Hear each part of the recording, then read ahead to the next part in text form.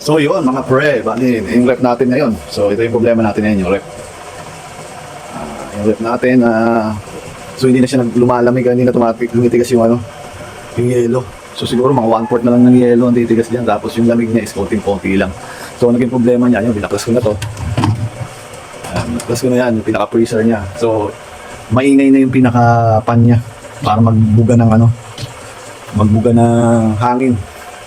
Para ikalat niya papunta din sa baba. Sa baba kasi hindi na lalamig.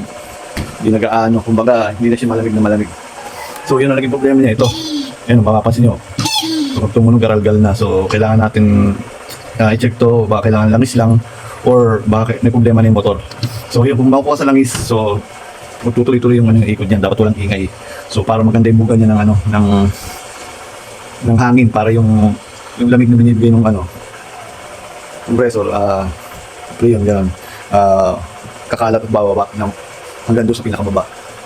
So, dapat talaga ito, yung pinaka-ano rin, isa rin sa bibigay din talaga ng tamang lamig. Normal na lamig. So, yun ang gawin natin. Lalamisan ko muna. So, hindi ako nag-re-repair ng rep talaga. May alam na lang ako, basic kaalaman lang ako dito sa ano. So, i-share ko lang din. So, yun, bali, tinanggal ko na yan. Bali, may 4 lang naman na tornilyo. Ito na, flip lang to. Wala nang ilaw yun, hindi ko na binabit yung ilaw. Tapos, nakatornilyo lang yan, 4. Dalawa sa taas, dalawa sa baba. Yan, tinanggal ko yung mga tornilyo niya. So, ayan. Tinanggal ko na yan. So, wala nang ilaw yan. Tinanggal ko na. So, ayan. Ito lang. So, itong motor niya lalangisan ko. Try natin, baka mawala yung ingay niya. Kung hindi, papalitan na yung motor. Yo, mga pre, tinanggal na natin mga pre, oh. Kitang-kita mga pre. Ayan yung pinaka-motor niya, oh. Tinanggal ko doon, galing doon, oh. So, kanina kalalgal yan, eh. So, nakakapangatong patak na ako dyan ng langis. So, dito ko yung pinapatak, ano. Yung sa gitna na yun. So, diskartehan nyo na lang kung paano nyo yung ano yan, parang dumali yung gusto may ano yan, parang tumbo ng hélice niya. Para bumaba dun sa ano. Makapansin nyo. Papatakan ko lang yan, pang-4 na patak. Ayan. Ayan. Dumali na doon sa ano niya. Tumbo ng hélice niya, pababa na yun doon sa loob. So, yun. So, yun na yung pinaka pangunahing ano ko dito luna. So, pang-4 na to, wala na ako narinig na tunog na gumagaraw-gal eh. So, katagalan kasi mga motor, ganun talaga eh, kadalasan. Kahit electric pan eh, ginagrasahan, di ba? Ito naman, langis lang, ay basic na lang. Kunti lang naman, kung lamig yan. Tama ka na lang, basta mawala na yung ingay niya. Ngayon, nakapang-4 na ako na patak na naman ito, kunti lang yun. So ngayon, testing ko, babalik ko siya. So ito lang naman yung pinaka-terminal niyan. Para magkakaroon siya ng ano, kuryente sa ground.